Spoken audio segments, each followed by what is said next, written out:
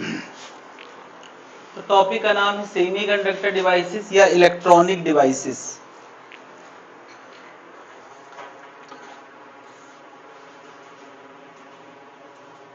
तुमने electrical shop और electronic shop में कभी अंतर समझा है?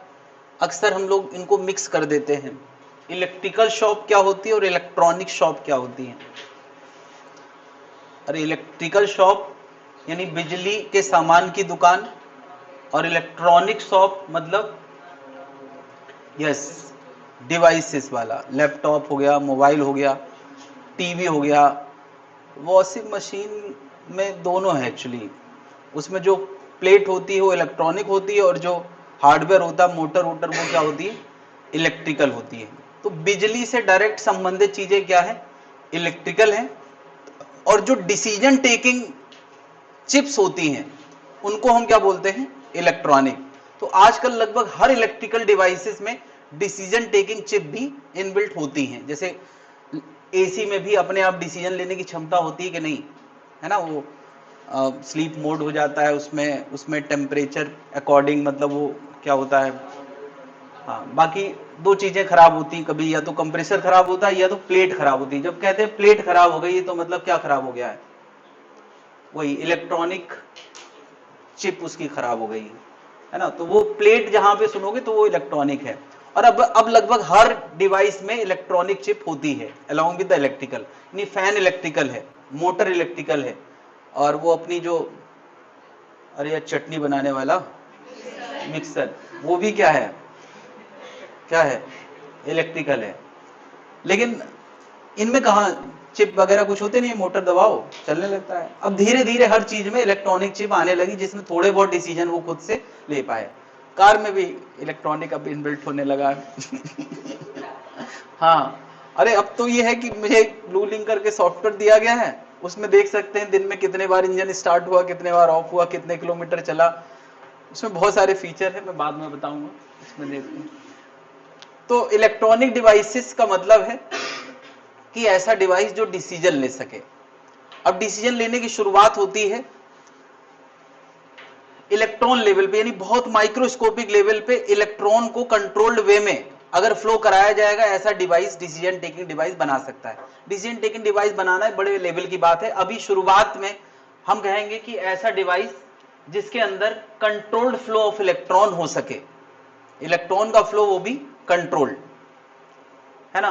तो वो क्या है?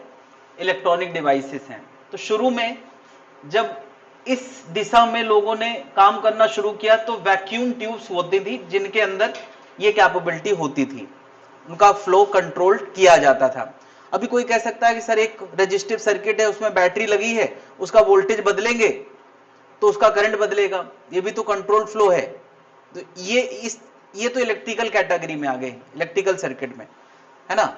हम लोग माइक बहुत इस लेवल पे बात कर रहे हैं कि बहुत रैपिडली हम इलेक्ट्रॉन के मोशन को कम या ज्यादा कर पाए, है ना?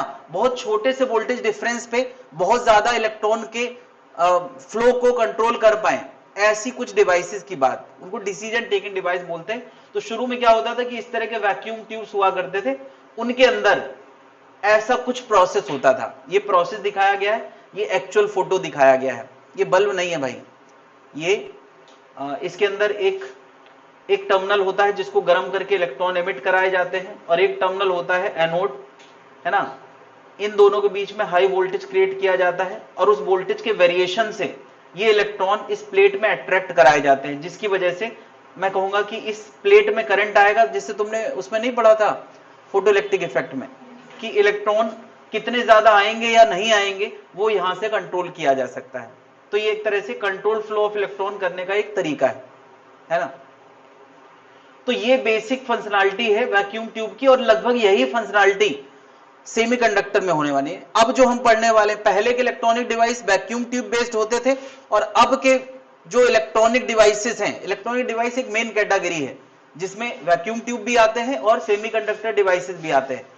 वैक्यूम ट्यूब होते हैं लार्ज, सेमीकंडक्टर डिवाइसेस इतने छोटे होते हैं कि अगर मैं कहूं 1 सेंटीमीटर स्क्वायर में कि छोटी सी चिप में कितने डिवाइस आ सकते हैं, तो उनकी संख्या लाखों करोड़ों में होती है। मतलब जो हम कहते हैं कि इतना छोटा सा चिप होगा, जैसे हमारी वो मेमोरी कार्ड होता है, तो उसके अंदर लाखों गैजेट्स उसके अंदर इन्वॉल्व, डिवाइसेस उसके अंदर इन्वॉल्व है ना। तो सेमीकंडक्टर अब चलते हैं, पहले जमाने में वैक्यूम ट्यूब चलती थी। यानी उस जमाने में कैलकुलेटर बनाया जाए तो वैक्यूम ट्यूब के सहारे ये कमरा भर जाएगा, इतना बड़ा कैलकुलेटर बनेगा अगर हमें बनाना पड़े डिसीजन टेकिंग डिवाइस। वही डिसीजन टेकिंग मतलब ये कि अभी क्या रजिस्टिव सर्किट से हम कोई कैलकुलेटर नहीं बना सकते, इनकी मदद से बनाया जा सकता है। अभी कैसे बनेगा वो धीरे धीरे हमें समझ में आएगा। सेमीकंडक्टर डिवाइसेस और वैक्यूम ट्यूब में, वैक्यूम ट्यूब की कहानी पूरी तरह से अब खत्म हो चुकी है। क्या यूज हो रहा है? Semiconductor device. उसके कारण क्या है कि वैक्यूम ट्यूब बहुत बड़े होते थे, उनको चलाने के लिए ज्यादा पावर खर्च होता था और टूटने का खतरा होता था। और उसके अलावा एक और बात की जाती है, बग। बग एक नाम तुमने सुना होगा, अक्सर सॉफ्टवेयर इंजीनियर बग की बात करते हैं। बग का मतलब होता था उस जमाने में कोई मक्खी मच्छर ऐसी कोई चीज। तो सोचो ऐसा कोई डिवाइस बनाया जाए जो पूरे कमरे में इनबिल्ट है, तो इस बात के चांसेस है कि मक्खी मच्छर अंदर जाके उस डिवाइस को डिस्टर्ब कर सकता है, तो उसको बोलते हैं बग। अब ये बग केवल नाम चलता है, इसका प्रैक्टिकली कोई मतलब नहीं है। जैसे कहते हैं ना कि वो कोई सॉफ्टवेयर हुआ और वो सॉफ्टवेयर ढंग से रन नहीं कर रहा है तो उसमें कोई बग आया गया होगा। उस जमाने में उस बग का एक्चुअली मतलब होता था कि वो डिवाइस ढंग से काम नहीं कर रहा, इसका मतलब उसके अंदर कोई मक्खी मच्छर आ गया होगा। लेकिन अब मक्खी मच्छर के बजाय उसका मतलब होता है कि हमने प्रोग्राम में कहीं कोई गलती करी है, तो वो बग का मतलब होता है। खैर, तो ये सब समस्याएं किससे अटैच थी? वैक्यूम ट्यूब से। सेमीकंडक्टर में ये समस्याएं नहीं है। सबसे पहली बात तो बहुत छोटा है, यानी कम साइज में हम कोई डिवाइस बना सकते हैं, डिसीजन टेकिंग डिवाइस बना सकते हैं। पावर कंजम्पशन बहुत ही कम है ना। और उसके अलावा इसमें टूटने का खतरा नहीं होता है। एग्जाम्पल के तौर पे लैपटॉप, मोबाइल, एलसीडी, एलईडी, ये सारे क्या है? सेमीकंडक्टर डिवाइसेस है। तो हम लोगों को अब इलेक्ट्रॉनिक डिवाइसेस में सेमीकंडक्टर डिवाइसेस पढ़ना है ना। इनकी कहानी अब आउटडेटेड हो गई है। जो पहले जमाने में कंप्यूटर चला करता था, वो कंप्यूटर नहीं बल्कि मेरा वो मॉनिटर, उसमें सीआरटी ट्यूब यूज हुआ करती थी, है ना, इसलिए उसका साइज बड़ा होता था। और जो टीवी चलते थे वो, हाँ, तो उनमें डिसीजन टेकिंग तो नहीं, लेकिन उसमें कुछ ऐसे ही पिक्चर ट्यूब टाइप की चीज होती थी जो कैथोड रे जनरेट करता था। तो वो सबका जमाना खत्म हो गया है। कैथोड रे, एनोड रे भी होती है क्या? हाँ, क्या बात कर रहे हैं? इलेक्ट्रॉन की बीम को हम लोग कैथोड रे बोलते हैं।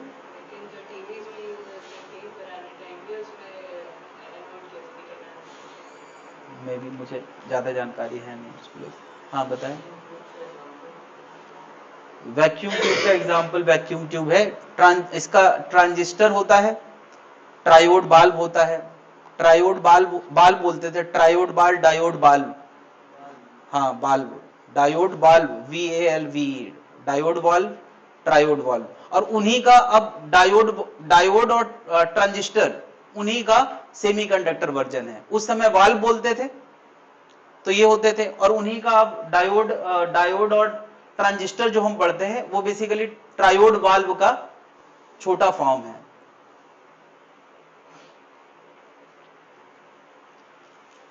तो अब बात आती है कि सेमीकंडक्टर ही क्यों हम लोग यूज करते हैं। तो सेमीकंडक्टर के कुछ ये डेटा है जो हम याद रख सकते हैं। हम लोगों को छोटा साइज यूज करना है।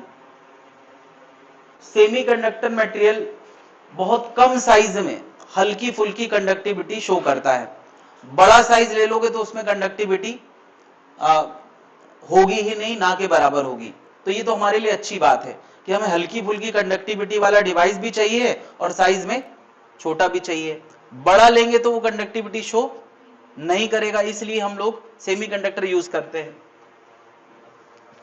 बहुत हाई कंडक्टिविटी वाली चीज हमको नहीं चाहिए है, क्योंकि हमें डिसीजन टेकिंग डिवाइस बनाना है।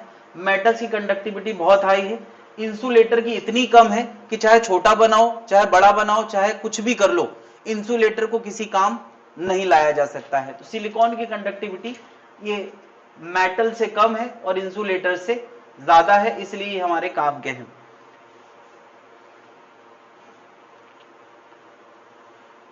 तो कौन कौन से सेमीकंडक्टर मटेरियल हमारे काम में आते हैं?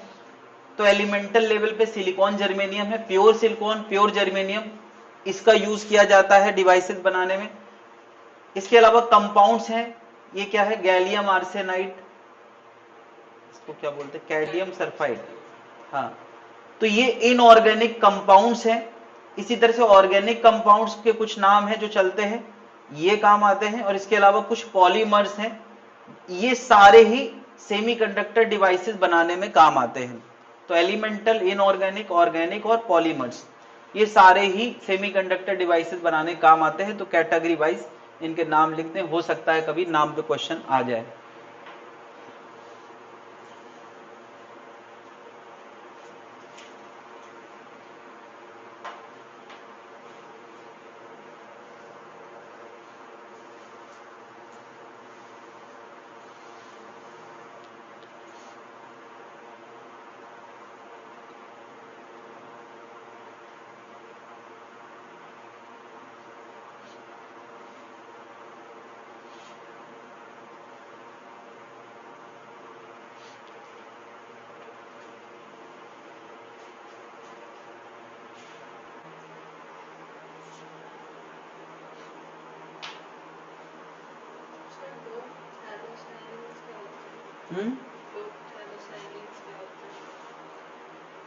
सेमीकंडक्टर मटेरियल का नाम है, क्या होते हैं तो केमिस्ट्री में पढ़ ही रही हो, पूछ लेना किसी। हाँ, ये सुना है, ये नहीं सुना है।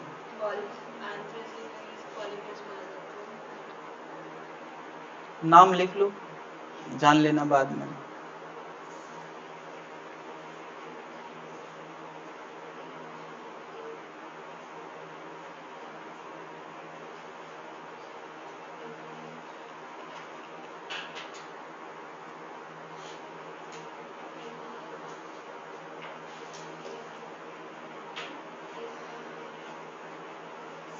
तो अभी हम लोगों ने कंडक्टिविटी के बेसिस पे देखा है कि मेटल, सेमीकंडक्टर और इंसुलेटर में क्या अंतर है।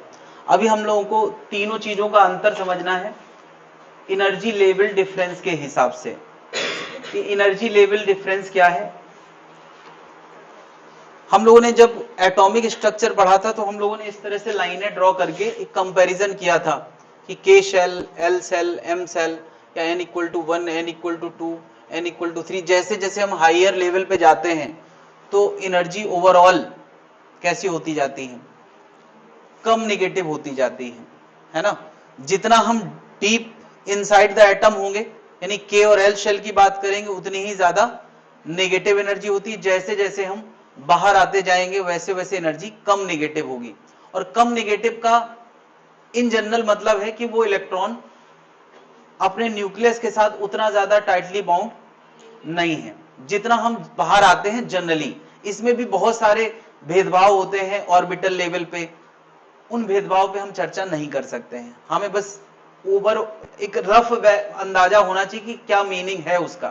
तो जैसे जैसे हम आउटर में जाते जाएंगे तो इलेक्ट्रॉन अपने न्यूक्लियस से उतना टाइटली बाउंड नहीं होता है, उसको निकालना, उसको कंडक्शन में यूज करना आसान होता है।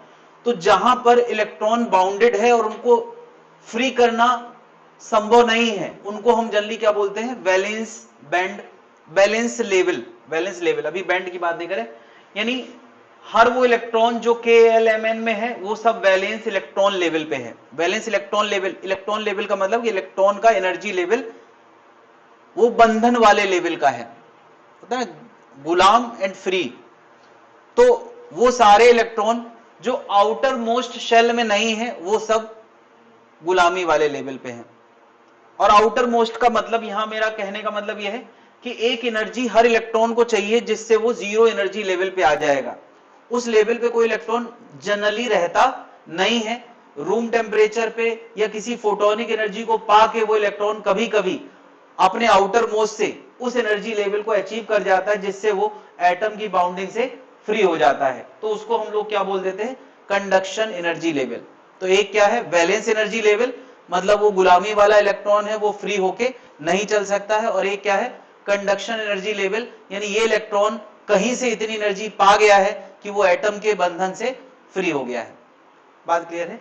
तो ये दो एनर्जी लेवल है, वैलेंस एनर्जी लेवल यानी एनर्जी ऑफ इलेक्ट्रॉन, जो कि बॉन्डेड है ना, which can not participate in conduction, वो है वैलेंस एनर्जी लेवल। और कंडक्शन एनर्जी लेवल क्या है? जनरली हम किससे उम्मीद करते हैं कि वो कंडक्शन में जा सकता है?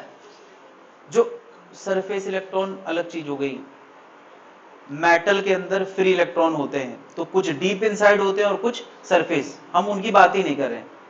हम बात कर रहे हैं कि यहां सब कुछ एटम लेवल पे बंधा हुआ है, मटेरियल लेवल पे नहीं बंधा हुआ है। ये अंतर समझे?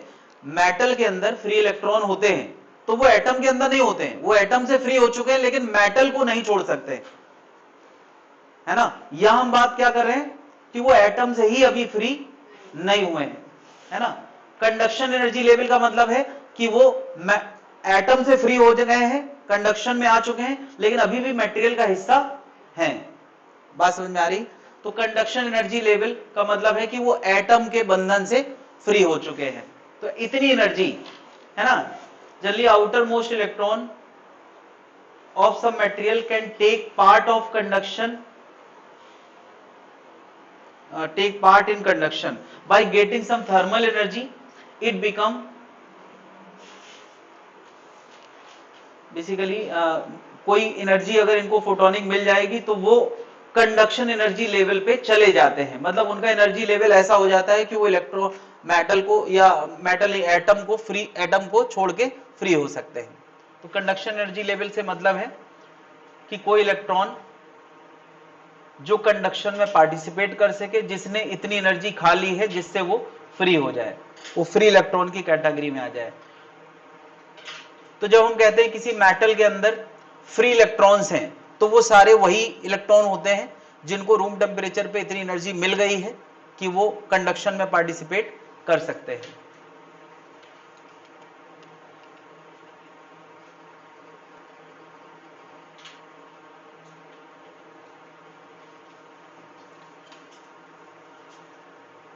तो ये एनर्जी लेवल कोई चीज का पिक्चर नहीं है, ये कंपैरेटिव एनालिसिस है, ये बताने के लिए कि किसमें ज्यादा किसमें कम।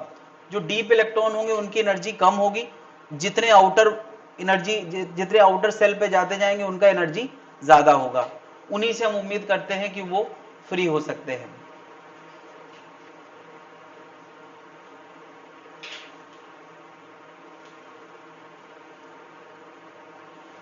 तो इसी एनर्जी लेवल को जिस पे वो फ्री हो जाते हैं उसको कंडक्शन एनर्जी लेवल बोला गया है, और जब वो एटम के बॉन्डिंग में होते हैं तो उसको क्या बोला गया है? Valence energy level. तो अभी ऐसा है ना कि हम डीप वाले एटम की बात ना करें, हम किसकी बात करें? सबसे सबसे बाहर जो बैलेंस में है, सबसे आउटर मोस्ट जो बंधन में है, और जो कंडक्शन के लिए एनर्जी चाहिए बस उतने की ही बात करें, क्योंकि हम उम्मीद किससे करते हैं कंडक्शन में पार्टिसिपेट करने के लिए? आउटर मोस्ट से। तो मैं इनकी इनकी बात करने वाला हूं, जो सबसे आउटर मोस्ट वैलेंस इलेक्ट्रॉन है और जो कंडक्शन लेवल है। और ये बात मैं तीनों तरह के मटेरियल के लिए बात करने वाला हूं। किसके किसके लिए? मेटल्स के लिए, सेमीकंडक्टर के लिए, और क्या? इंसुलेटर के लिए। इतना नोट कर लिया है? नहीं समझ आ रहा है? कंडक्शन एनर्जी लेवल में लिखना है, कंडक्शन एनर्जी लेवल इसमें लिखना है, generally outer most electron of some material can take part in conduction, full stop, full stop. By getting some thermal energy, by getting some thermal energy valence electron get free. ऐसे लिखते हैं, valence electron get free,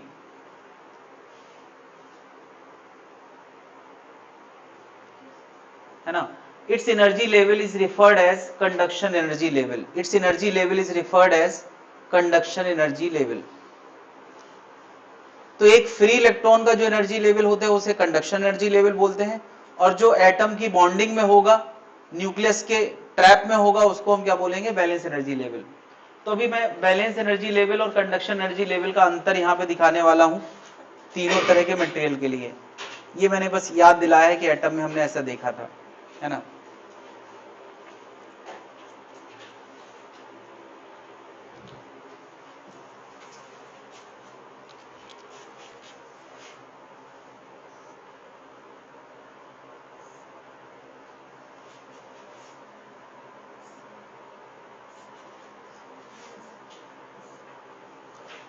ये मैंने सबसे outer most valence energy level को दिखाया है और ये दिखाया है कंडक्शन एनर्जी लेवल को, और ये मैंने किसके लिए बताया है, मेटल के लिए।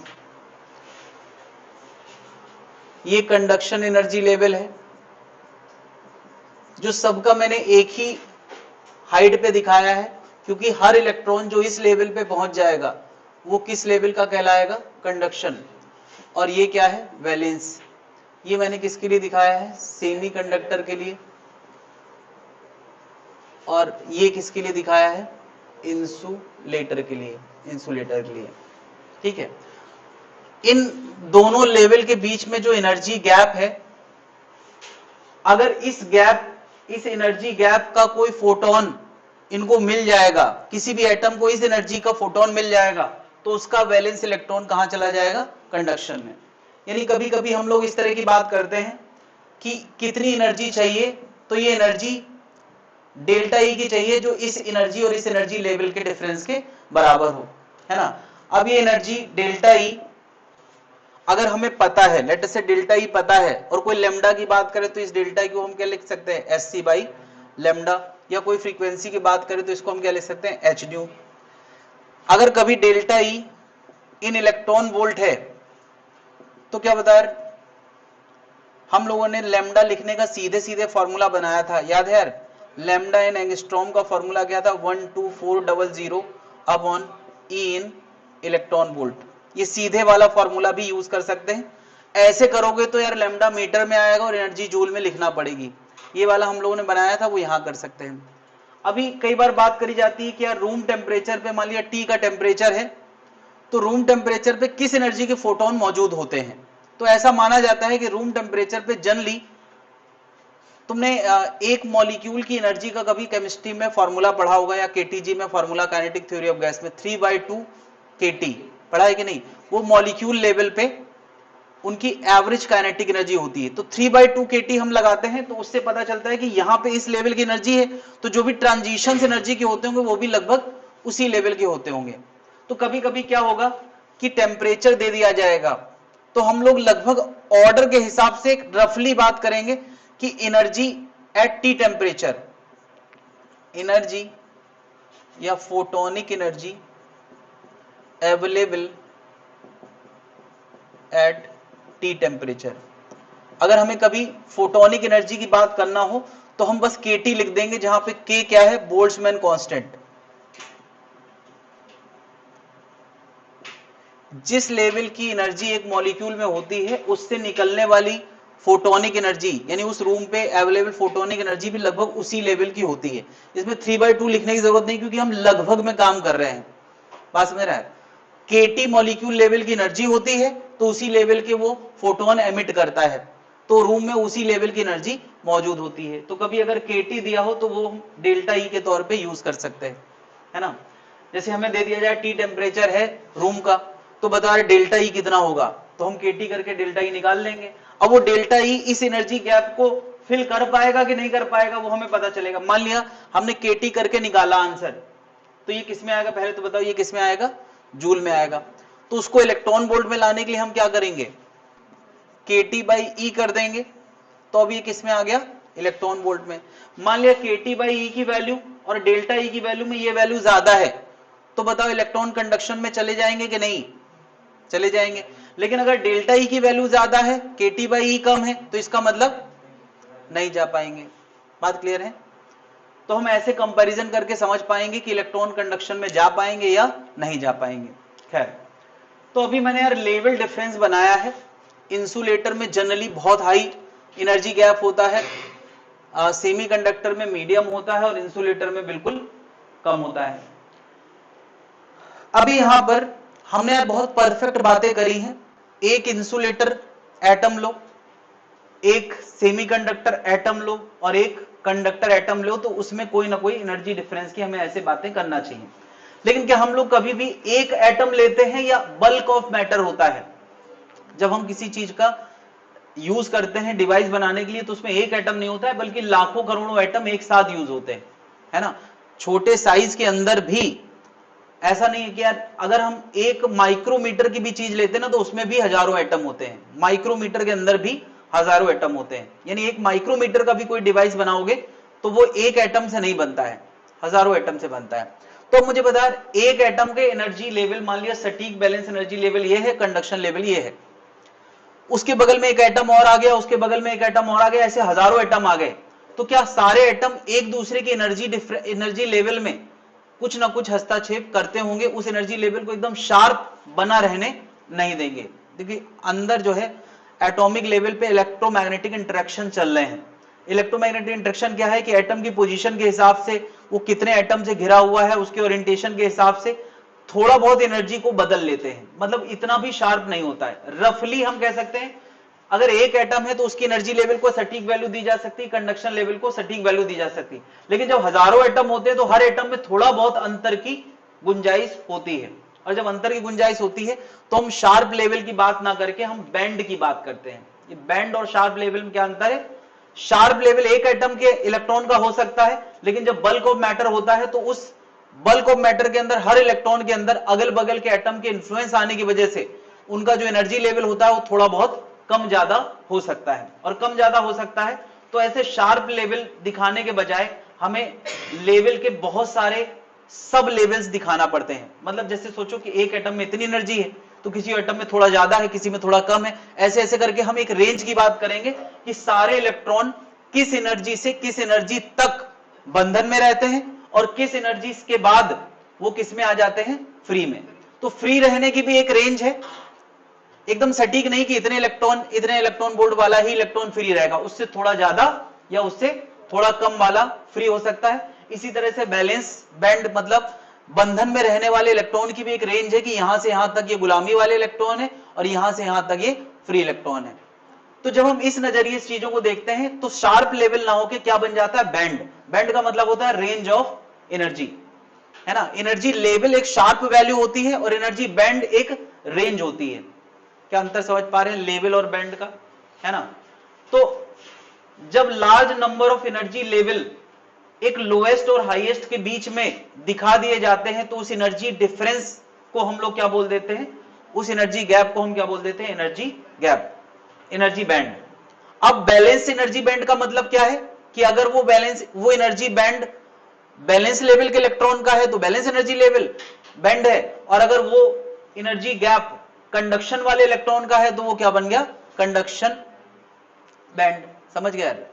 कंडक्शन लेवल और कंडक्शन बैंड में क्या अंतर है, लेवल शार्प वैल्यू होती है और बैंड का मतलब है ना बहुत सारी वैल्यू का एक, हाँ एक रेंज है, सबसे छोटा एक होगा और सबसे बड़ा होगा, उसके बीच में होगा, है ना। जैसे मैं कहता हूं यार कंडक्शन को वैलेंस एनर्जी लेवल को मैं कुछ -1.9 इलेक्ट्रॉन वोल्ट लिख रहा हूं तो ये एक शार्प लेवल है, लेकिन अगर कोई कह दे -2.3 से लेके -1.7 तक का रेंज है तो क्या अब ये क्या बन गया, बैंड बन गया कि सबसे ज्यादा गुलाम इलेक्ट्रॉन -2.3 का है और सबसे कम गुलाम इलेक्ट्रॉन -1.7, तो ये एक रेंज बन गई, तो उसको बोल देंगे बैंड।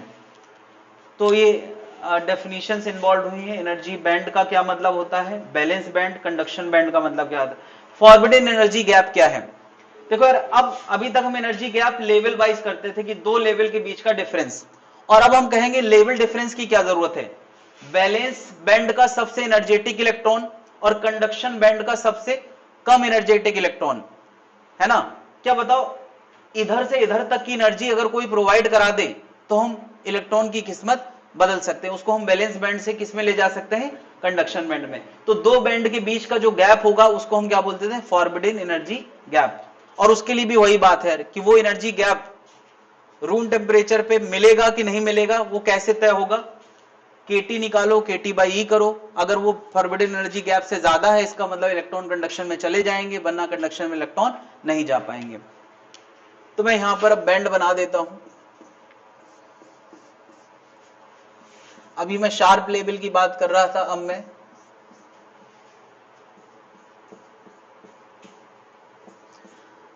अक्सर क्वेश्चन अगर कई बार डायग्राम में ऐसे दिखाया जाता है, इन बैंड के बीच में ऐसे इलेक्ट्रॉन दिखा दिए जाते हैं, ये किसी चीज का फोटो नहीं है, ये केवल रिप्रेजेंटेशन है। ये क्या दिखा रहा है? हाँ, अच्छा एक चीज और मैं दिखा रहा हूं कि कंडक्टर में वैलेंस बैंड कहां से खत्म होता है और कंडक्शन बैंड कहां से शुरू होता है, उसमें ओवरलैपिंग के भी चांसेस रहते हैं, है ना। लेकिन सेमीकंडक्टर में वो फासला ठीक ठाक होता है और इंसुलेटर में वो फासला बहुत ज्यादा होता है। क्या बता रहे, मेटल के अंदर बंधन वाले इलेक्ट्रॉन होते हैं और फ्री इलेक्ट्रॉन भी होते हैं, दोनों जगह मैंने इलेक्ट्रॉन दिखाए। सेमीकंडक्टर में बंधन वाले इलेक्ट्रॉन होते हैं, क्या फ्री इलेक्ट्रॉन होते हैं? बहुत कम, यानी इतनी भीड़ में एक दिखा दो बस। इंसुलेटर में बंधन वाले इलेक्ट्रॉन होते हैं, ये मैंने रिप्रेजेंट किया है। क्या फ्री इलेक्ट्रॉन होते हैं? एक भी नहीं होता है। तो ऐसे हम लोग रिप्रेजेंट कर देते हैं, ये केवल रिप्रेजेंटेशन का तरीका है कि बंधन वाले हैं, फ्री भी हैं, बंधन वाले हैं, बहुत कम फ्री हैं, बंधन वाले हैं, फ्री एक भी नहीं है।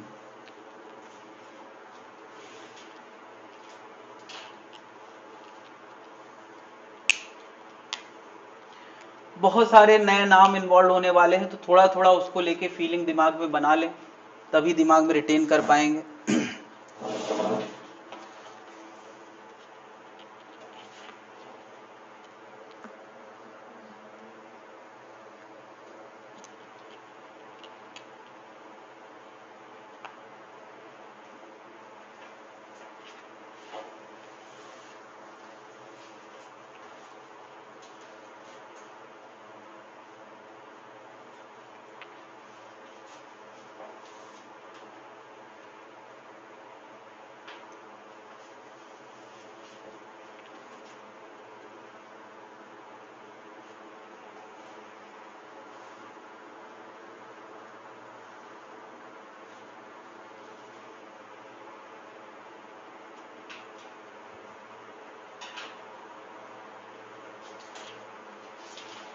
नोट कर लिया?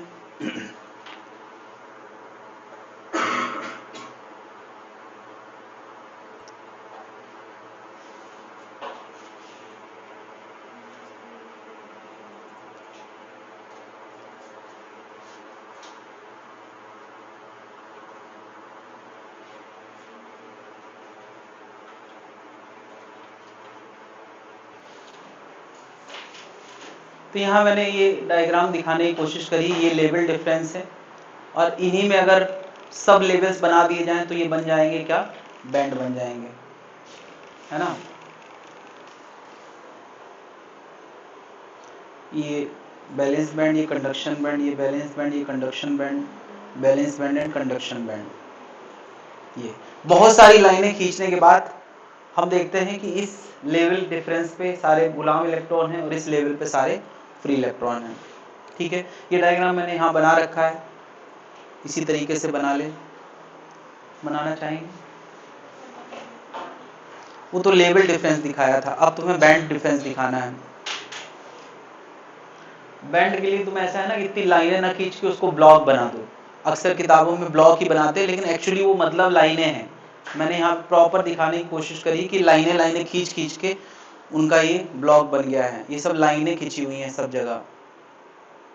इतनी सारी लाइनें खींच दोगे, करोड़ों की संख्या में इलेक्ट्रॉन होंगे, तो वो क्या बन जाएगा? बैंड बन जाएगा।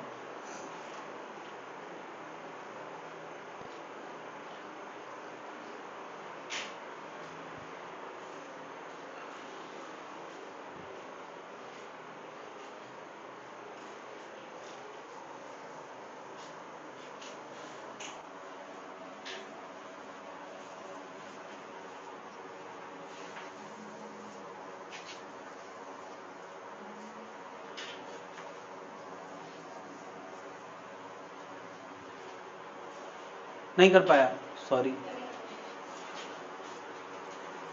कंडक्टर में इलेक्ट्रॉन नीचे भी दिखाना है, ऊपर भी दिखाना है। सेमीकंडक्टर में नीचे बहुत सारे दिखाना है, ऊपर एक दिखाना है। और इंसुलेटर में केवल नीचे दिखाना है, ऊपर बिल्कुल नहीं दिखाना। एक बस, ज्यादा दिखा दिया यार, सेमीकंडक्टर पूरा मान जाएगा, कहेगा मिलता तो है नहीं और लिख देते हो कि मिला है।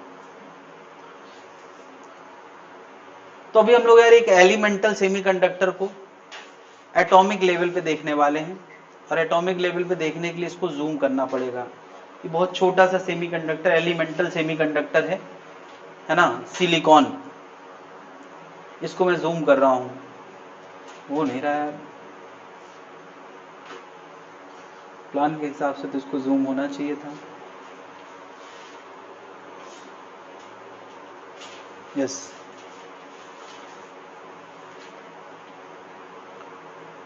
बहुत ज्यादा जूम करना पड़ रहा है।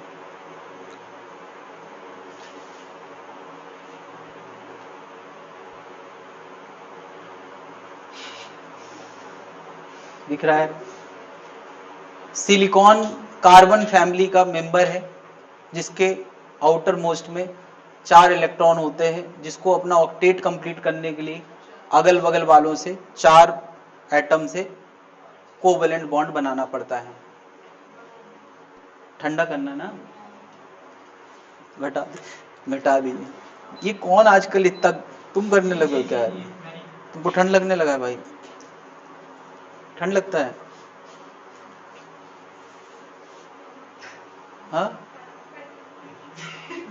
फैन बंद कर दो, थोड़ी देर में कर देना, अभी गर्मी कम तो हो जाए थोड़ा सा। तो यहां देखो जरा, 1 2 3 4 इसके हैं, इसने बगल वाले एटम का 1 इलेक्ट्रॉन, इसने बगल वाले एक इलेक्ट्रॉन से क्या बना रखा है? ऑक्टेट। तो इनका ऑक्टेट कंप्लीट है। और ऑक्टेट कंप्लीट होना ये डिनोट करता है कि कोई भी इलेक्ट्रॉन फ्री होने के लिए बिल्कुल इंटरेस्टेड नहीं है। तो ऐसी स्थिति में अगर हम बहुत सारे एटम की भीड़ देखेंगे तो उसमें शायद ही कोई तुम्हें फ्री इलेक्ट्रॉन मिल जाए। सारे कैसे हैं? Bonded electron. अब यार ये भीड़ कुछ 100 एटम की होगी ज्यादा से ज्यादा, अभी तो मैंने 100 ही दिखाए हैं। हजारों में कोई एक क्या हो जाता है? फ्री हो जाता है। लेकिन मैं अब 20-100 में ही, जितने भी है 100 भी नहीं है मुझे लगता है, इसी में एक फ्री करके दिखाता हूं। अरे यार कोई दिख नहीं रहा है फ्री।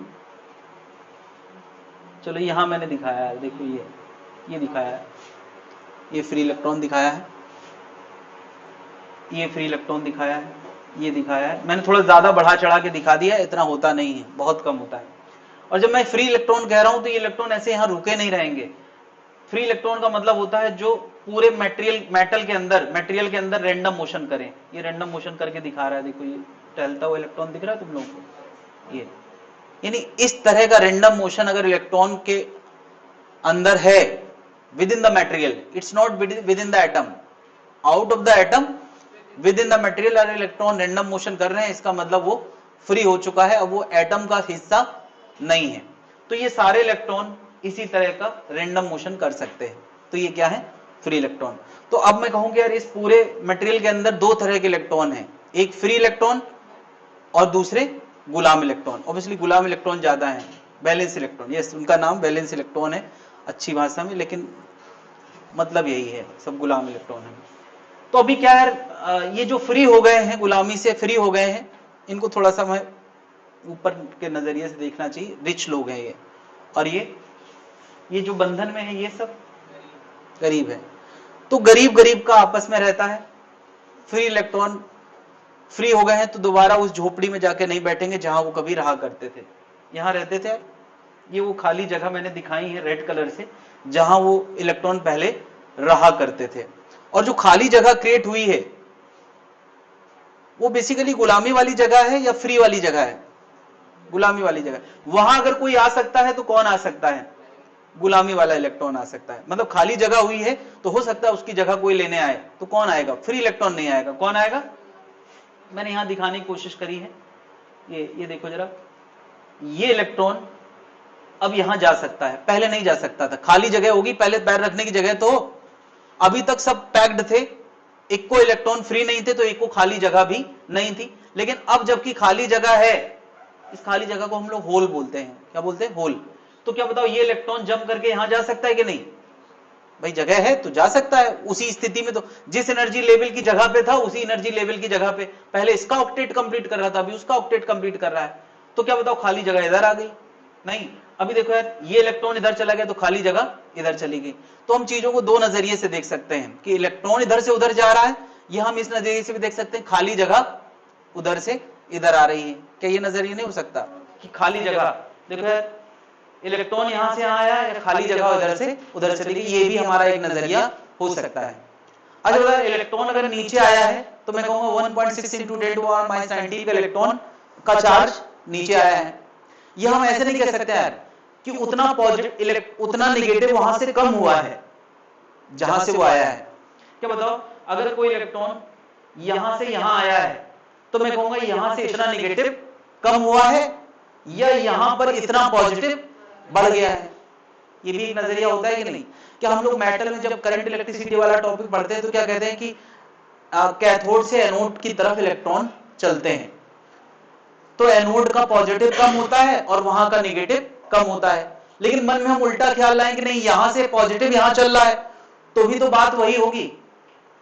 तो हम दो नजरिया डेवलप कर सकते हैं, क्योंकि हम होल को एक नाम देने वाले हैं। हम गुलाम इलेक्ट्रॉनों की बातें नहीं करेंगे, फ्री इलेक्ट्रॉन की बात करेंगे और गुलाम में उस खाली जगह की बात करेंगे जिसका नाम हमने क्या रखा है, होल रखा है। अच्छा बताओ, फ्री इलेक्ट्रॉन ज्यादा एनर्जी लेवल का होता है या होल ज्यादा एनर्जी लेवल का होता है? तो तुम कह सकते हो होल तो कोई चीज होती ही नहीं है, लेकिन हाँ, होल जिस जगह की बात हम कर रहे हैं वहां के इलेक्ट्रॉन किस एनर्जी लेवल के होते हैं? बैलेंस एनर्जी लेवल के होते हैं। यानी होल के बारे में हम क्या कह सकते हैं, होल बैलेंस एनर्जी लेवल की चीज है। यार होल तो वैसे कोई चीज है ही नहीं, लेकिन वहां पे जो इलेक्ट्रॉन डीलोकलाइज होते हैं वो किस एनर्जी लेवल के हैं, बैलेंस एनर्जी लेवल, और इलेक्ट्रॉन वो कंडक्शन एनर्जी लेवल के। तो इस टॉपिक में जब भी हम कहेंगे नेगेटिव चार्ज कैरियर, तो वो किसको बोला जाएगा, इलेक्ट्रॉन को, और वो हमेशा फ्री में इमेजिन किया जाएगा। जब भी कोई कहेगा कि होल या पॉजिटिव चार्ज कैरियर, तो वो किसको बोला जाएगा, है ना, खाली जगह को, और वो किस एनर्जी लेवल का है, बैलेंस एनर्जी लेवल का है। क्या ये बातें क्लियर है? खाली जगह को हम होल बोलते हैं, जहां पर बॉन्डेड इलेक्ट्रॉन आ सकते हैं, जा सकते हैं, तो उसको हम लोग कैसा, पहली बात तो इलेक्ट्रॉन के नजरिए से देखेंगे नहीं, होल के नजरिए से देखेंगे, और उसको हम क्या बोलते हैं, पॉजिटिव चार्ज कैरियर, और इलेक्ट्रॉन कैसा है, निगेटिव चार्ज कैरियर। अच्छा, किसकी मोबिलिटी अच्छी होगी, फ्री इलेक्ट्रॉन की या होल की? फ्री इलेक्ट्रॉन की। कौन इजिली मूव कर सकता है, free electron. Hole easily move नहीं कर सकते, क्योंकि बस अगल बगल में जहां खाली जगह है वहीं पे उनके मोशन का चांस है। क्या ये सब भाव मन में पैदा हो रहा है? तो कुछ और नाम, कुछ चीजें मैं यहां दिखाने की कोशिश कर रहा हूं। मुझे बताओ, अगर अचानक से एक बैटरी लगा दी जाए जिसका पॉजिटिव इधर है, निगेटिव उधर है, ये सोचो एक मटेरियल है और इस मटेरियल में यहां पॉजिटिव टर्मिनल लगा दिया गया और यहां निगेटिव टर्मिनल, तो बताओ फ्री इलेक्ट्रॉन कहां की तरफ भागेंगे, फ्री इलेक्ट्रॉन कहां की तरफ भागेंगे? हाँ, नहीं पता किसी को। जब हम करंट इलेक्ट्रिसिटी पढ़ते हैं तो फ्री इलेक्ट्रॉन हमेशा निगेटिव से पॉजिटिव की तरफ जाते हैं, पॉजिटिव उनको अट्रैक्ट करता है, नहीं। लेकिन करंट कहां दिखाया जाता है, करंट उल्टा दिखाया जाता है। ये बात जनता को पता होना चाहिए। तो कुल मिला के सोचो, अगर मैं यहां पॉजिटिव और वहां निगेटिव क्रिएट कर दूं तो करंट कहां फ्लो करेगा, राइट। इलेक्ट्रॉन कहां चलेंगे, लेफ्ट। क्या ये बात समझ पा रहे हैं? तो जैसे यार कंडक्टर के अंदर फ्री इलेक्ट्रॉन चलते हैं, इसके भी फ्री इलेक्ट्रॉन चलेंगे। यानी यार इस सेमीकंडक्टर में करंट आएगा और उस करंट के आने में फ्री इलेक्ट्रॉन का रोल है। ये तो सबको समझ में आ ही रहा है, जैसे कंडक्टर में होता था। लेकिन क्या बताओ, इस करंट में एक और का भी रोल है, ये कंडक्टर में नहीं होता था। नई बात यही है, किनका, होल्स का, या तुम कह सकते हो बॉन्डेड इलेक्ट्रॉन का। क्या फ्री इलेक्ट्रॉन लेफ्ट भाग रहे हैं तो बॉन्डेड इलेक्ट्रॉन भी कहां भागेंगे, बैटरी के इफेक्ट में। यार बताओ, अच्छा पॉजिटिव चार्ज अगर फ्री इलेक्ट्रॉन को इधर खींच रहा है तो बॉन्डेड इलेक्ट्रॉन को भी इधर ही खींच रहा होगा, तो बॉन्डेड इलेक्ट्रॉन कहां भागेंगे, लेफ्ट। तो हमें होल कहां जाता हुआ नजर आएगा, राइट। बॉन्डेड इलेक्ट्रॉन भागेंगे लेफ्ट, लेकिन हमारा नजरिया तो होल देखने का है, तो होल कहां जाते दिखाई देंगे, राइट। क्या जनता समझ पा रही है? होल पॉजिटिव होते ही नहीं है, होल खाली जगह है, उसमें कोई चार्ज नहीं है। इलेक्ट्रॉन कम होता है तो इसका मतलब हम उसको अदरवाइज ले सकते हैं कि वहां पे यहां से इलेक्ट्रॉन शिफ्ट होकर इधर आया है तो हम कह सकते हैं पॉजिटिव उधर, उतना उतना निगेटिव वहां से कम हुआ है ना, इस वजह से हम ऐसा कर देते हैं। तो जरा देखो यहां पे होल के मूवमेंट पे ध्यान देना, मैं राइट फील्ड लगा रहा हूं। राइट फील्ड का मतलब है कि बैटरी का पॉजिटिव इधर है और निगेटिव इधर है। तो बताया राइट इलेक्ट्रिक फील्ड आएगी तो इलेक्ट्रॉन को फोर्स कहां मिलना है, लेफ्ट। तो होल कहां भागते हुए नजर आएंगे, राइट। देखो यार मैंने होल को अभी नहीं अभी देखना, फील्ड आई, ये फील्ड आई, देखो यार क्या हो रहा है, ये सब होल कहां जा रहे हैं, राइट, यानी इलेक्ट्रॉन कहां जा रहे हैं, लेफ्ट जा रहे हैं। तो यार इलेक्ट्रॉन चाहे फ्री हो चाहे बॉन्डेड हो, वो हमेशा किसकी तरफ भागता है, पॉजिटिव टर्मिनल की तरफ। क्या जनता समझ पा रही? लेकिन अगर हम होल के नजरिए से देख रहे हैं तो क्या कहेंगे कि होल राइट जा रहा है और फ्री इलेक्ट्रॉन लेफ्ट जा रहे हैं। क्या बात समझ में आ गई है? ये बहुत सारी बातें जो मैंने अभी तक करी हैं, ये बातें सबको समझ में आना चाहिए, है ना। तो मैंने 2 चार्ज कैरियर की बात करी है।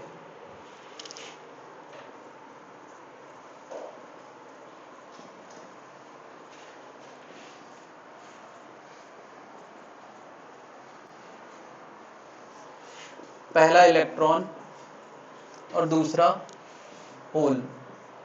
इलेक्ट्रॉन नेगेटिव चार्ज कैरियर है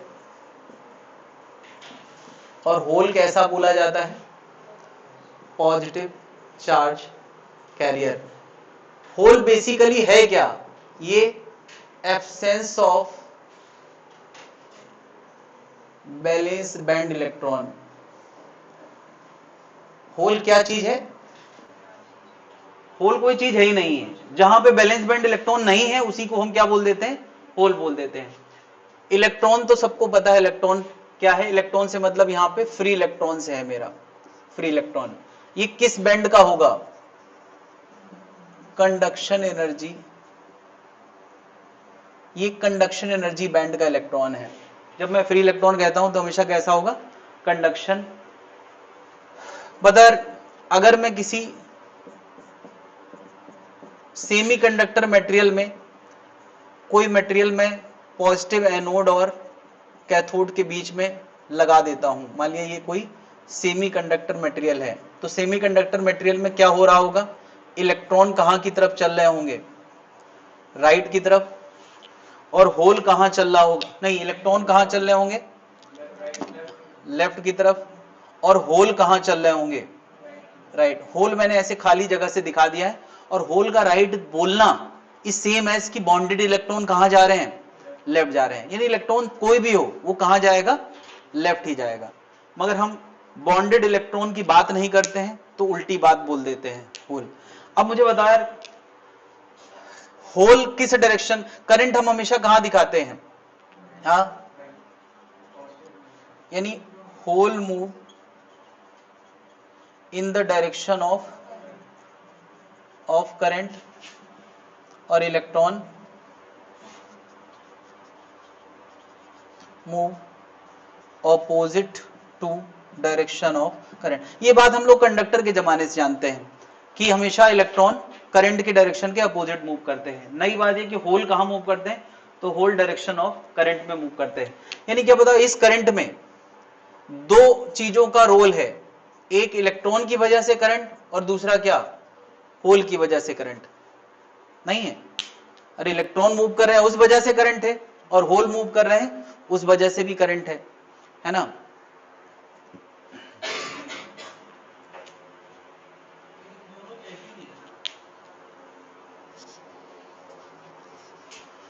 पूरी रामायण खत्म हो गई और तुम कह रहे हो कि रावण भी हीरो था।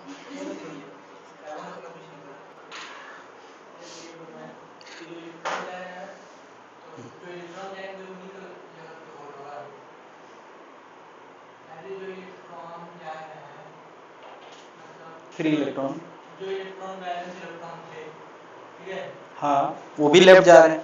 ये जब मैं दिखा रहा हूं तो ये बैलेंस नहीं है, ये कौन से इलेक्ट्रॉन है, हाँ, तो ना बोलो, फिर उनका ना बोलो, होल का बोलो। तो फिर दोनों के वजह से दोनों की वजह से नहीं आएगा। अच्छा बताओ, बॉन्डेड इलेक्ट्रॉन भी लेफ्ट जा रहे हैं, नहीं, वो चलना बंद कर दें तो करंट ज्यादा होगा, या फ्री, अच्छा बताओ, फ्री इलेक्ट्रॉन अकेले चले तब करंट उतना ही होगा, कम नहीं हो जाएगा। बॉन्डेड भी अगर चल रहे हैं और फ्री भी चल रहे हैं तो करंट बढ़ गया ना। यानी करंट देने में किसका किसका रोल है, बॉन्डेड का भी है और फ्री का भी है। तो फ्री को मैं आई लिख रहा हूं फ्री की वजह से, और बॉन्डेड की वजह से क्या लिख रहा हूं, आई एच लिख रहा हूं। क्या उस करंट में दोनों का रोल है ना भाई। क्या इतनी बात जनता समझ पा रही है? तो अभी मैंने जो सेमीकंडक्टर दिखाया है उसमें कोई मिलावट नहीं करी है, तो उसको बोलते हैं प्योर सेमीकंडक्टर, है ना, या इंट्रिंसिक सेमीकंडक्टर। इंट्रिंसिक या प्योर सेमीकंडक्टर एक ही बात है। जब तक हमने किसी सेमीकंडक्टर मटेरियल में कोई दूसरे एलिमेंट की मिलावट नहीं करी है तब तक वो प्योर है, और जब मिला देंगे तो उसको क्या बोलते हैं? डोप्ड। डोप्ड, ये डोप शब्द तुमने सुना होगा, डोपिंग टेस्ट। वो क्या टेस्ट करते हैं कि इस इंसान में, इस खिलाड़ी ने कोई ड्रग तो नहीं ले लिया, कोई बॉडी में मिलावट तो नहीं कर ली है जिससे ये खेल में अच्छा प्रदर्शन कर पाए। अक्सर लोग थोड़े बहुत अमाउंट में, जिससे पकड़ा ना जा सके, उतना डोप लेते हैं ताकि उनके खेल में प्रदर्शन अच्छा हो, बट पकड़ जाते हैं, कभी कभी थोड़ा ज्यादा हो जाता है तो पकड़े जाते हैं। हाँ, सोई वक्त लिया था, किसने चेक किया था? हाँ, वो तो बहुत दिनों तक विवाद में रहा था, फिर उसको कुछ दिन छोड़ना भी पड़ा था। हाँ, तो वो फास्ट बॉलिंग फेंकने के लिए डोपिंग लेता था। डोपिंग मतलब ड्रग्स, डोपिंग मतलब उस सेंस में ड्रग्स है। यहां भी मिला ऐसा ऐसा प्रतिबंधित तत्व इस डोप, प्रोहिबिटेड एलिमेंट। तो ये सिलिकॉन प्योर है अभी, लेकिन प्योर है तो किसी काम का नहीं है। क्यों? क्योंकि इसकी कंडक्टिविटी बहुत कम है, फ्री इलेक्ट्रॉन बहुत कम है। मैंने जितने अभी दिखाए थे वो तो बहुत ज्यादा बढ़ा चढ़ा के दिखा दिए थे, एक्चुअली में ना के बराबर। तो एक प्योर सेमीकंडक्टर में कौन कौन से चार्ज कैरियर होते हैं? फ्री इलेक्ट्रॉन होते हैं, और क्या होता है? होल होते हैं। और जितने नंबर ऑफ फ्री इलेक्ट्रॉन होंगे उतने नंबर ऑफ होल होंगे, क्योंकि जब भी इलेक्ट्रॉन बाहर आता है तो अपनी गुलामी वाली जगह छोड़ के आता है ना। ये मैंने होल यहां समझा दिया है। होल इज डेफिशिएंट या एब्सेंस ऑफ इलेक्ट्रॉन, है ना। तो यहां एक और चीज लिख सकते हैं, नंबर ऑफ, क्या लिखना है? Number of, yes, number of electron is equal to number of hole in pure semiconductor. Pure semiconductor में इलेक्ट्रॉन की संख्या और होल की संख्या सेम होती है। इसको हम Ni से लिखते हैं। Ni का मतलब होता है इंट्रिंसिक नंबर। जब कोई प्योर सेमीकंडक्टर है तो इंट्रिंसिक, Ni का मतलब है इंट्रिंसिक नंबर ऑफ इलेक्ट्रॉन पर यूनिट वॉल्यूम। ये Ni बेसिकली डिनोट कर रहा है इलेक्ट्रॉन डेंसिटी को, electron density in intrinsic semiconductor. Intrinsic semiconductor में जो इलेक्ट्रॉन डेंसिटी इलेक्ट्रॉन की होगी वही इलेक्ट्रॉन डेंसिटी, वही डेंसिटी किसकी होगी? होल की होगी।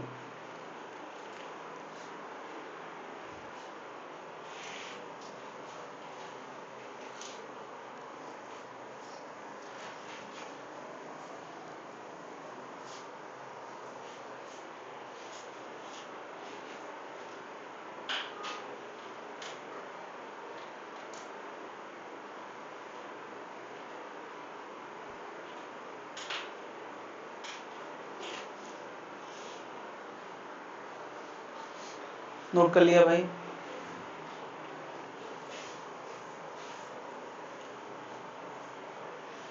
तो एक प्योर सेमीकंडक्टर की समस्या क्या है कि उसके अंदर बहुत कम फ्री इलेक्ट्रॉन होते हैं, और हम बहुत छोटा सेमीकंडक्टर यूज करते हैं, उसके बाद भी अगर दो मेटल एनोड और कैथोड के बीच में एक सेमीकंडक्टर डाल दो तो वही वो करंट को फ्लो नहीं करने देता है।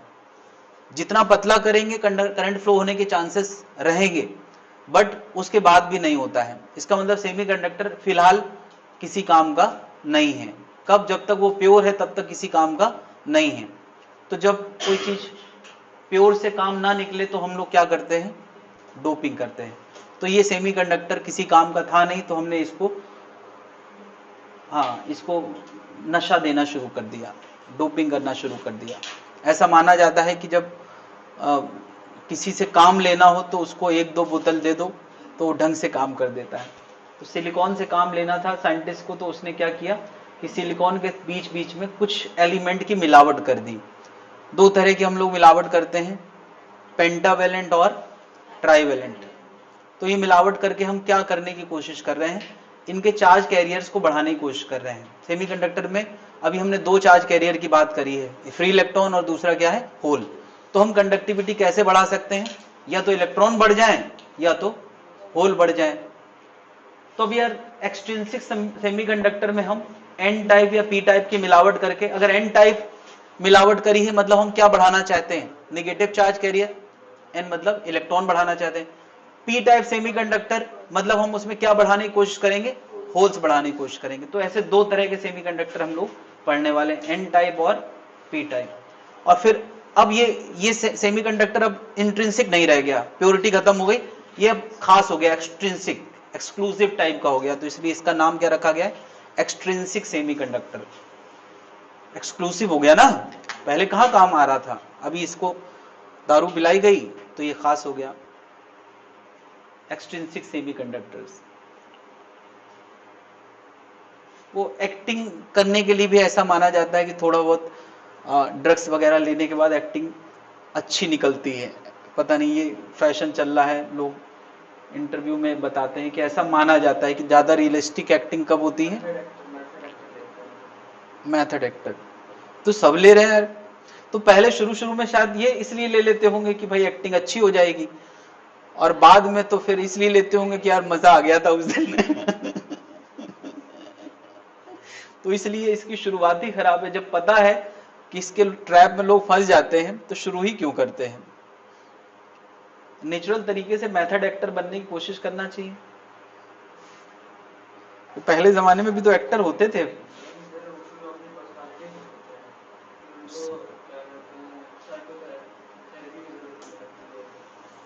अपनी पर्सनालिटी खो देते हैं, बहुत गलत चीज है ना, सही बात है।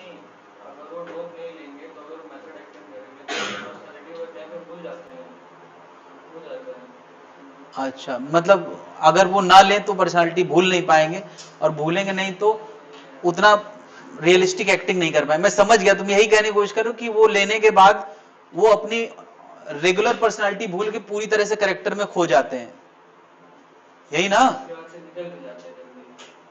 अच्छा, और वो ऐसे क्या घुस सकते हैं उसमें परमानेंटली, एक्टर क्या होगा यार, मतलब आत्मा हो गई, घुस गई तो निकलेगी नहीं।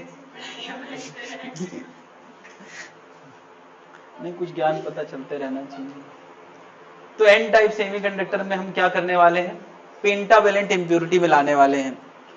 तो पेंटावेलेंट में एग्जांपल है फास्फोरस का। फास्फोरस के आउटर मोस्ट में कितने इलेक्ट्रॉन होते हैं, 5 इलेक्ट्रॉन होते हैं। 4 ने तो बॉन्डिंग कर ली, एक वेला हो गया, वेला मतलब किसी काम का नहीं है। और जब भी ऑक्टेट कंप्लीट हो जाता है तो ये इलेक्ट्रॉन, अच्छा मुझे बताओ, ये फ्री इलेक्ट्रॉन के ज्यादा क्लोज एनर्जी रखेगा या ये वाले ज्यादा क्लोज रखेंगे। मेरा कहने का मतलब है जो बॉन्डिंग में है वो इलेक्ट्रॉन ज्यादा एनर्जी के होंगे, या जो इलेक्ट्रॉन बच गया है वो ज्यादा एनर्जी का होगा, वो ज्यादा एनर्जी का होगा। मैं कब से ये कहने की कोशिश कर रहा हूं कि जितना ज्यादा गुलामी वाली चीज होगी उसकी एनर्जी हमेशा उतनी ज्यादा नेगेटिव होती है। तो कौन कम नेगेटिव एनर्जी का होगा, फ्री।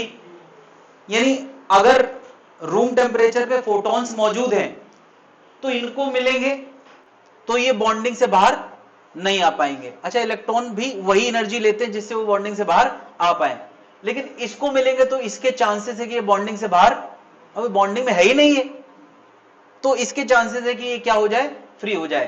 तो इतनी फोटोनिक एनर्जी रूम टेम्परेचर पे मौजूद होती है कि फास्फोरस के उस वेले इलेक्ट्रॉन को फ्री कर सके।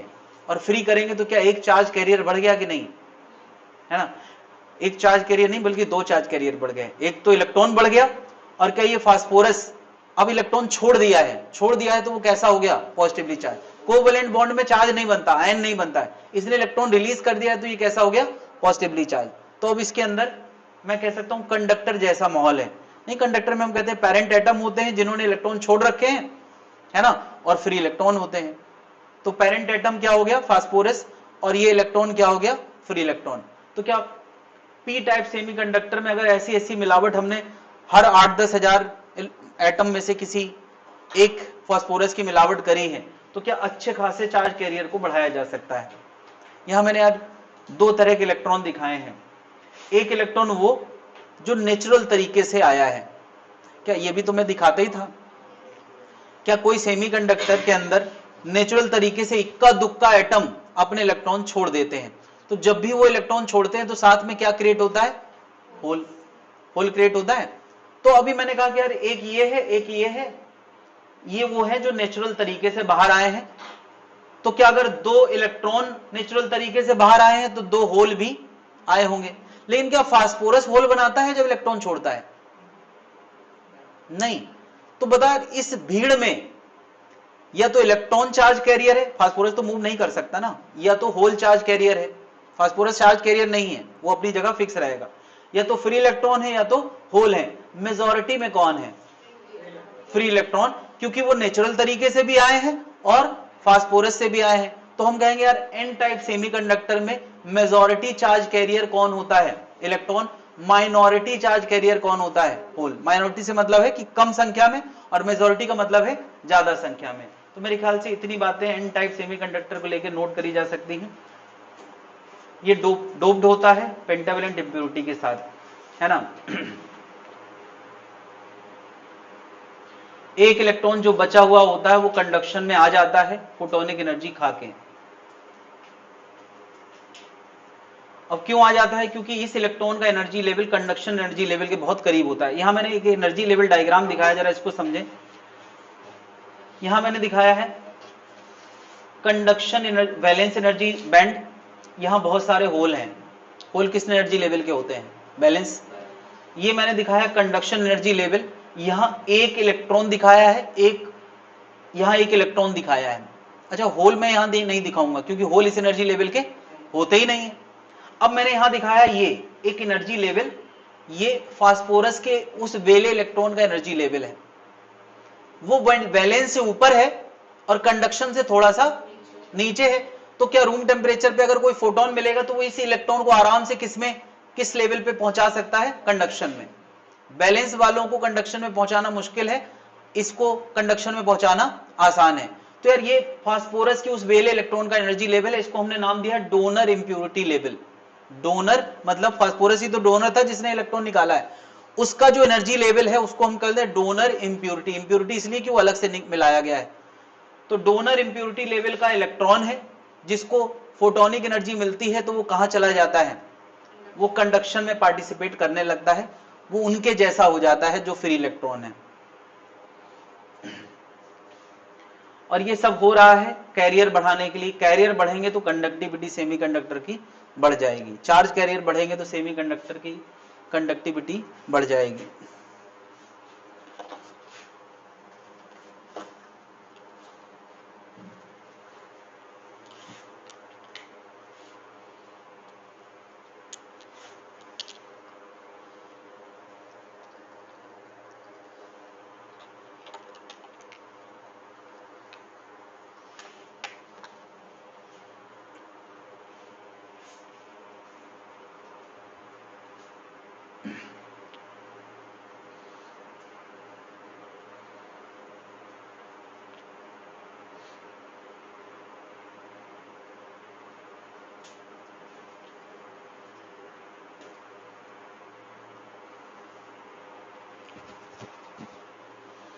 Donor impurity level, donor impurity level लिख लेना। उस एनर्जी लेवल का नाम, मैंने यहां एनर्जी डायग्राम दिखाया है तो इस लेवल का नाम क्या होगा, donor impurity level. Donor impurity level लिखा जाएगा, बैंड नहीं लिखा जाएगा क्योंकि वो एटम आइसोलेटेड एटम है तो उसका एक शार्प लेवल होगा।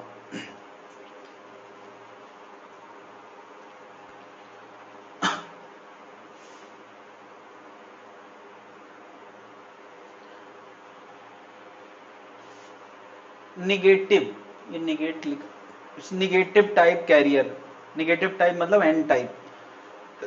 हम लोगों ने इलेक्ट्रॉन की संख्या बढ़ाई है मतलब हमने नेगेटिव चार्ज कैरियर बढ़ाया है, इसीलिए हम इसको क्या बोलते हैं, एन टाइप सेमीकंडक्टर। यहां मेजॉरिटी में कौन होगा, इलेक्ट्रॉन, और माइनॉरिटी में कौन होगा, होल।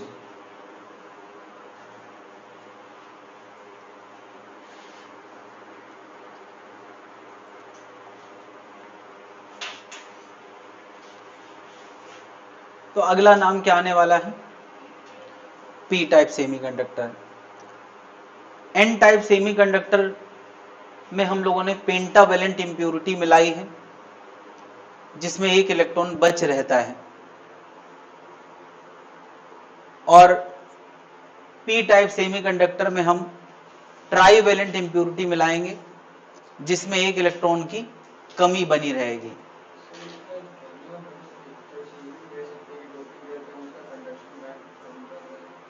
नहीं कह सकते, क्योंकि कंडक्शन के लिए जितनी एनर्जी चाहिए उतनी चाहिए, उसको थोड़ी हम नीचे ला सकते हैं। कंडक्शन लेवल एक रिक्वायरमेंट ऑफ एनर्जी है कि अगर तुम्हें रिच होना है तो इतने पैसे से ऊपर जाना पड़ेगा। अब तुम ये थोड़ी कहोगे कि हम रिच का लेवल नीचे कर दें, समझ रहा है? ये वही तुम बात कर रहे हो कि गरीबी रेखा को नीचे कर दो तो गरीब कम हो जाएंगे। हम लोग रेखा नहीं बदलने वाले, रेखा वही है यार कि भाई अमीर अमीर है, गरीब गरीब है। अब अगर इसको अमीरों की कैटेगरी में पहुंचना है तो उसको उतनी एनर्जी खा के ऊपर पहुंचना होगा, उसका लेवल थोड़ी नीचे आ जाएगा। तो पी टाइप सेमीकंडक्टर में हम क्या करें, ट्राईवेलेंट इंप्योरिटी मिला रहे हैं। जैसे मैंने कहा एल्युमिनियम एक ट्राईवेलेंट मतलब 3 आउटर मोस्ट इलेक्ट्रॉन वाला एलिमेंट है। तो वो क्या करेगा यार, सिलिकॉन के एटम के साथ अपना ऑक्टेट कंप्लीट करने की कोशिश करेगा, बट पूरा हो नहीं पाएगा क्योंकि इसके 3 आउटर मोस्ट इलेक्ट्रॉन तो कोवेलेंट बॉन्ड बना लेंगे, लेकिन एक खाली जगह फिर भी बची रहेगी। अब बताओ ये खाली जगह होल जैसी है कि नहीं है? यहां बॉन्डिंग वाले इलेक्ट्रॉन ही आ सकते हैं, तो ये क्या बढ़ाया, एक एटम ने एक होल बढ़ा दिया। तो अगर ऐसे ऐसे बहुत सारे एटम मिला दिए जाएंगे तो जितने एटम मिलाओगे उतने ज्यादा होल क्रिएट हो जाएंगे। तो होल दो कारणों से आए हैं, एक नेचुरल तरीके से और एक मिलावटी तरीके से। तो यहां इलेक्ट्रॉन फ्री इलेक्ट्रॉन भी होंगे लेकिन बहुत कम होंगे, यानी माइनॉरिटी में कौन है, फ्री इलेक्ट्रॉन, और मेजॉरिटी में कौन है, होल। तो यार पी टाइप सेमीकंडक्टर में मेजॉरिटी चार्ज कैरियर होल होगा और माइनॉरिटी चार्ज कैरियर क्या होगा, इलेक्ट्रॉन होगा।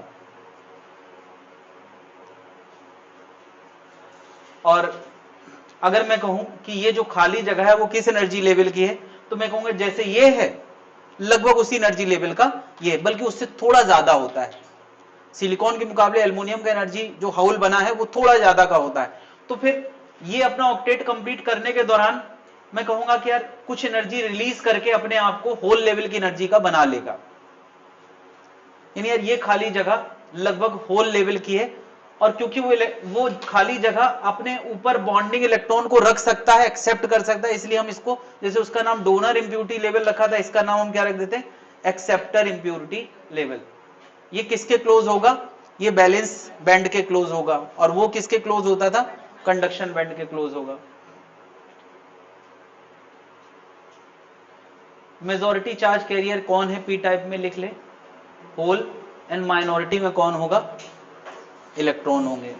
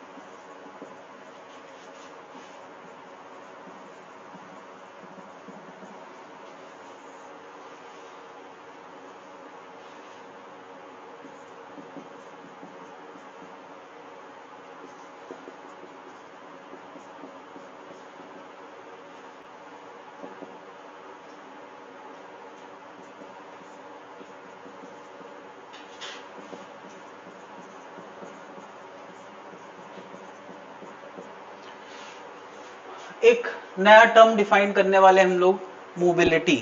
नोट कर लिया भाई लोग? पहले नोट कर लें।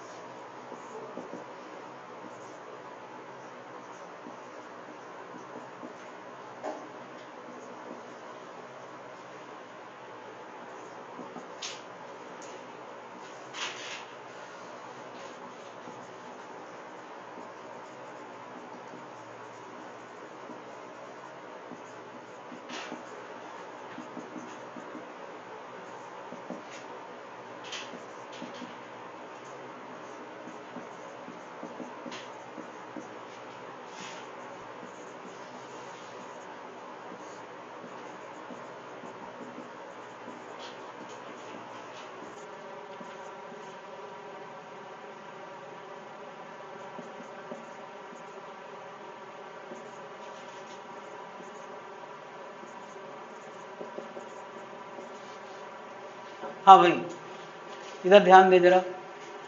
तो एक ही चीज पे ज्यादा मैथमेटिकल क्वेश्चन इस पे बनते हैं, मोबिलिटी और कंडक्टिविटी को लेके। तो ये टर्म डिफाइन किया है मोबिलिटी, किसी सर्टेन इलेक्ट्रिक फील्ड के इफेक्ट में चार्ज कैरियर के अंदर जितनी ज्यादा वेलोसिटी आएगी उसकी मोबिलिटी उतनी ही ज्यादा कही जाएगी। यानी इलेक्ट्रिक फील्ड कम हो तो मोबिलिटी अच्छी है, वेलोसिटी ज्यादा बढ़े तो मोबिलिटी अच्छी है ना। यानी किसी चार्ज कैरियर में कोई एक इलेक्ट्रिक फील्ड लाई, उसकी वजह से उसके अंदर वेलोसिटी आई, उससे ये रिलेटेड है। तो मुझे बता इलेक्ट्रॉन और होल में किसकी मोबिलिटी ज्यादा होगी? इलेक्ट्रॉन की, क्योंकि वो इलेक्ट्रिक फील्ड को ज्यादा अच्छे से रिस्पॉन्ड करता है। होल उतने अच्छे से रिस्पॉन्ड हम लोग यार जब वो टॉपिक पढ़ते हैं करंट इलेक्ट्रिसिटी का, तो ये करंट रेजिस्टिविटी करके एक फॉर्मूला आता है। जैसे R equal to V by I होता है, ऐसे रो इक्वल टू क्या होता है? E by J. E पता है क्या है?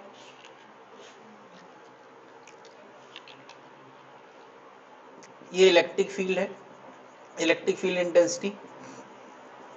और जे क्या है? Current density. करंट डेंसिटी का अपना फॉर्मूला होता है I बाई ए। तो मैंने अगली लाइन में यार एक टर्म लिखा है कंडक्टिविटी। कंडक्टिविटी और रेजिस्टिविटी में बस इनवर्स का रिलेशन होता है। तो अगर rho equal to E by जे था तो कंडक्टिविटी क्या होगा? जे बाई ई होगा। जे को हम आई बाई ए लिख सकते हैं, और आई का एक फॉर्मूला हमने पढ़ा है N E A V D, कभी सुना है ना? Drift velocity. और ड्रिफ्ट वेलोसिटी मतलब चार्ज कैरियर की वेलोसिटी, और इतनी चीज का नाम हमने क्या रखा है? मोबिलिटी। तो क्या कंडक्टिविटी मोबिलिटी से रिलेट हो गई? जिस कैरियर की मोबिलिटी ज्यादा होगी उसकी कंडक्टिविटी भी ज्यादा होगी। बाकी कंडक्टिविटी में नंबर का भी रोल है ना? जिसका नंबर ज्यादा होगा और मोबिलिटी ज्यादा होगी उसकी कंडक्टिविटी ज्यादा होगी। दोनों चीजों का रोल है। एन क्या है? Number of charge career, number of charge career. और ई क्या है? अब चाहे होल हो चाहे इलेक्ट्रॉन हो, चार्ज तो एक ही होता है। और म्यू क्या है? मोबिलिटी। तो यार ये कंडक्टिविटी का फॉर्मूला मैंने बनाया है, जहां n number of charge carrier per unit volume है, number of charge carrier per unit volume. इसको हम चार्ज कैरियर डेंसिटी भी बोल सकते हैं। पर यूनिट वॉल्यूम में कितना नंबर है? ई इलेक्ट्रॉन का चार्ज है, और म्यू क्या है? मोबिलिटी है। तो भी मुझे बताओ, सेमीकंडक्टर में हमने दो चार्ज कैरियर पढ़े हैं, क्या क्या? इलेक्ट्रॉन और होल। देख ले, फिर नोट कर लेना। तो बता, कंडक्टिविटी दो कारणों से होगी। इलेक्ट्रॉन की वजह से, तो मैंने लिखा है यहाँ पे एन ई मतलब इलेक्ट्रॉन की डेंसिटी, और म्यू ई यानी उसकी मोबिलिटी इंटू ई। और होल का भी नंबर NH, मोबिलिटी μH और E उसका चार्ज। तो कंडक्टिविटी दोनों कारणों से होगी, इलेक्ट्रॉन चार्ज कैरियर की वजह से भी और होल कैरियर की वजह से भी। ये इलेक्ट्रॉन की वजह से है और ये किसकी वजह से है, होल की वजह से। दोनों चीजें मैंने सीधे सीधे सम कर दिया है।